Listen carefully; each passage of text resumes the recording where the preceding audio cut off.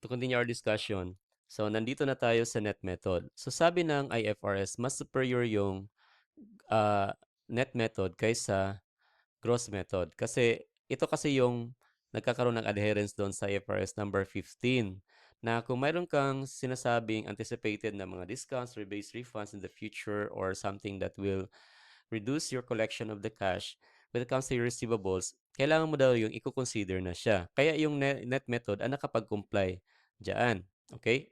So, yun yung ang sabi ng ng ating IFRS. Okay. Now, uh, dito naman we have another issue. 'Di ba kanina mayroon tayong issue when it comes to adjust net method kanina, sa gross method kasi what if yung sales discount, yung availment ng discount happen on a different period doon sa period kung kailan nagkaroon ng sales. Okay, now let's try to demonstrate that in here. Okay. So yung kanina, sabihin natin ha, what if nangyari yung sales December, ibahin natin ha, December 5, 2026. Okay. Tapos yung discount period ay mag-lapse siya December 15. Okay. December 15 kasi 10 days lang yon. Pero yung term na and yung no discount in 30 days, ang 30th day is mag-expire siya January 4, 2027. So what's the issue in here? What if dito nagkaroon na siya ng entry under the net method sales, 'di ba? Yung sinasabi natin. Magkano 'yon? Total lahat ay 77,411. Okay. Now ngayon, pagdating dito, hindi niya na-avail. No availment dito. No availment of discount. Okay, hindi niya binayaran. So nag-lapse na. Dito nag-lapse na yung period ng discount. Okay. Pero hindi pa rin niya binayaran hanggang sa January 4. Dito na yung payment nangyari. So paano 'yan? Okay. Okay. Now, before the end of the accounting period, kasi ito naman, ang accounting period naman dito ay December 31, ang ending, 2026. Kailangan mapalabas na doon sa 2026 na reporting period ending December 31, 2026 yung forfeiture ng sales discount. In other words, ito yung sinasabi dito na kung ganun yung mangyayari, kailangan gagawa ng entry na ganito. Sorry, ano ba yan? Ito. Okay.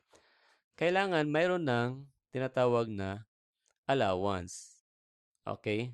At saka, allowance on sales discount, which is deductible, as I said earlier, on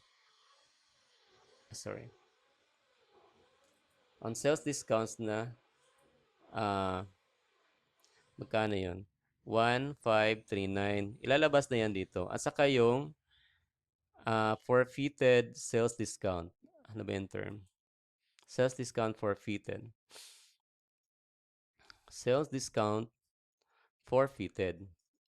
Dapat lumabas na yan dito. Dapat lalabas na yan kasi hindi na nga pwedeng makapag-avail ng discount. In other words, tataas na yung cash flow mo in the future. Okay? So you're expecting the whole amount to be received doon sa accounts receivable na 78,950. So ganun yun. So ang presentation mo dito sa AR pagdating sa statement of financial position, yung AR mo na dating 77,411, because of this adjustment, magkaroon na ng addition, allowance on sales, on discount. So magkaroon ng plus dito na 1,539. Okay? So babalik na yan doon sa 78,950. Okay. Ganon din yun sa sales mo. Pagdating sa profit and loss, yung sales mo na dating 77,411,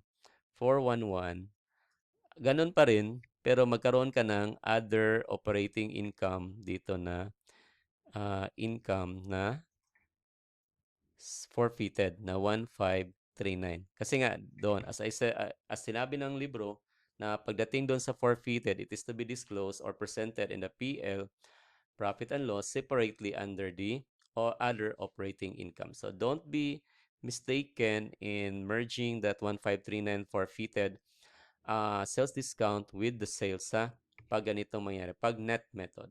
Okay? So I hope that you get that. So as of December 31, ganyan na yung effect doon sa presentation because of this adjustment. And there's a need to make this adjustment because that is mandated. Yeah, because of the loss on the side of the buyer to avail the discount. Okay, now let's continue our discussion. Now we are in the credit card. By the way, I'm just sabi dito, I'm just to try to add this one. With appropriate adjusting entries, the choice of the method used does not make any difference with the amortized cost of the sales of the accounts receivable reported in the financial position. Okay, hindi naman mag-matter dito pagdating sa statement of financial position whether you are using the net method or the gross method. However, pagdating sa PL, doon lang siya mag-matter kasi sa net method, the forfeited sales discount will never be part of the sales. So, ganun. Okay. Now, let's discuss the credit card sales. What will happen in this? Kasi, i-introduce lang natin dito before going to the other topic. Okay. Now, on the credit card sales, ang ano lang dito, another factor that will reduce the amount of the cash to be collected is that pag credit card kasi, yung provider ng credit card services ay magbabawas sila ng certain amount of charge against your sales. So meanwhile, kung nagkaroon ng halimbawa dito kay MS Department Store, so nagkaroon siya ng sales na 1.2 million.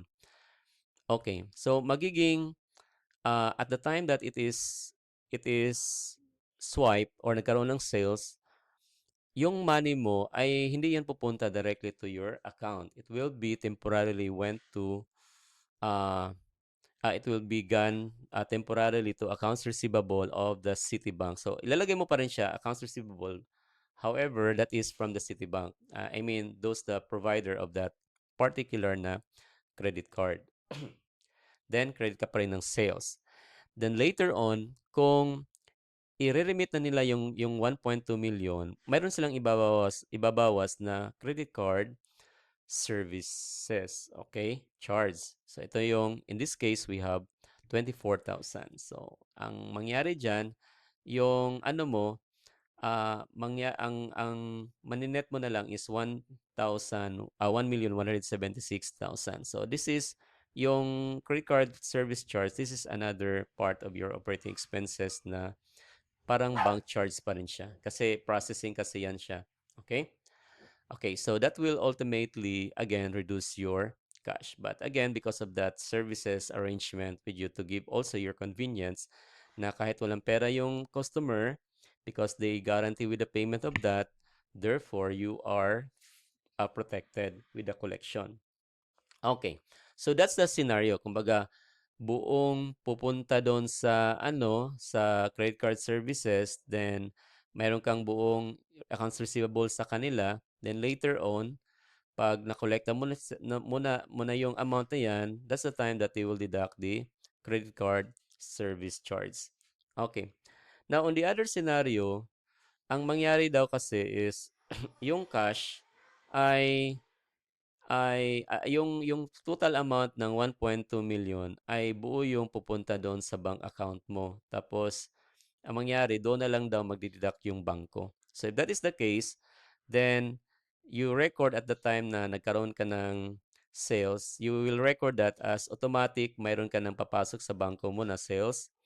Instead na dito, na cash, 1,176. Instead na, kasi dito, ang scenario dito, una, yung amount na yan ay temporarily magiging accounts receivable from the bank. Dito naman, kasi dumiretso na sa doon sa bank account mo mismo ng reporting entity, then the whole amount of of the sales or the cash will be recognized. Okay? However, since ibabawas din yung credit card service charge later, ang gagawin mo na lang as the accountant is ibabawas mo na lang din yung 24,000 doon sa amount mo. There's no need for you na una, tapos pwede naman siguro debit ka cash the whole amount 1.2, then at the time na nabawas ng bangko doon sa bank account mo yung credit card service charge, then that's the time that you are going to make an entry, a separate entry for the for the credit card service charge. This is what I'm saying. Kung papasok yan yung yung sales mo directly to your bank, so pwede ka nang mag-debit ng cash, credit ng sales. Pwede siyang gawin mong gross 1.2 million. Then later on, doon sa bank account mo, ibabawas ito ng bangko. Magcha-charge siya doon. So if that will happen, if that happens, ang gagawin mo is maggagawa ka ng another entry, credit card service charge, then credit ka, cash. So, ganon. 24K. Okay. The effect is the same like this one. Ang nangyari lang dito is diniretso lang niya yung pagbawas ng 24,000. Okay. We're having a problem with this when it comes to the bank reconciliation. Medyo complicated siya kasi yung pinalabas mo na yung pinalabas mo na account na amount doon sa cash in bank mo is already net of the credit card service charge. So, medyo magkalituhan kung marami yan. Pero kung for the convenience of yours, I suggest you are going to use this one at gross at first kasi ito naman buo naman talaga ang papasok, then later on magkakaroon ng service charge na ibabawas dun sa bangko mo. So lalabas yan separately from this 1.2 million. So ganun yung effect in this scenario. Okay? That is different from here. Kasi dito, maniniguro yung credit card, lahat ng amount ng 1.2 is doon muna sa kanila bago nila i-remit sa iyo.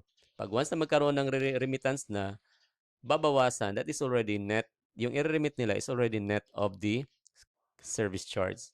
So, 1,176 na lang in this case. Okay?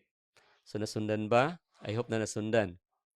So, this one naman is another major topic of this accounts receivable or subtopic, accounting for notes receivable.